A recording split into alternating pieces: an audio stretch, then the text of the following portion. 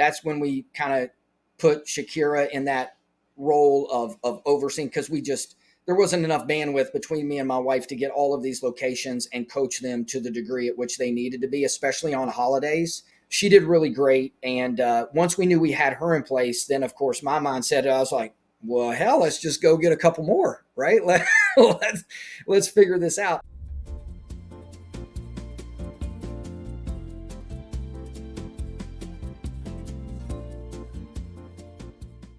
So you go from then 4 stores to at what point did your strategy have to change and your team structure have to change as you then scaled to 9 stores? Once I added Morgantown, and now I'm 2 hours away from my farthest location, and it's kind of an outlier. That's when we kind of put Shakira in that role of overseeing, because there wasn't enough bandwidth between me and my wife to get all of these locations and coach them to the degree at which they needed to be, especially on holidays. So we had to start creating like some middle management. Okay, so you put her in the director of ops role, and how many stores was she overseeing at that point? And what did your then role and focus shift to? Well, she was really overseeing them all, right? Like we wanted everybody to get comfortable with talking to her, with letting her run them.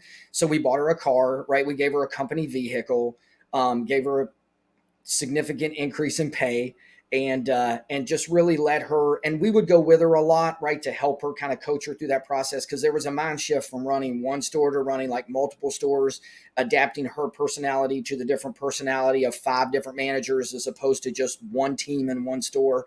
But she was up to the challenge. She was great.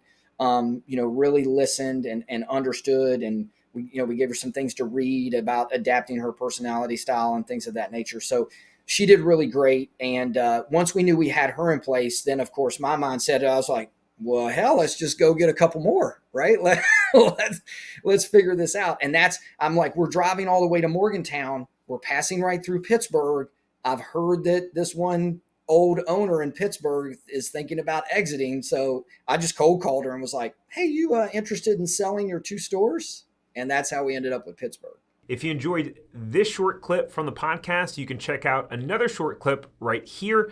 Or if you want to watch the full episode of this podcast, you can watch that here. And remember, knowledge is not power. It's applied knowledge that's power. Take care. Have a great rest of your day.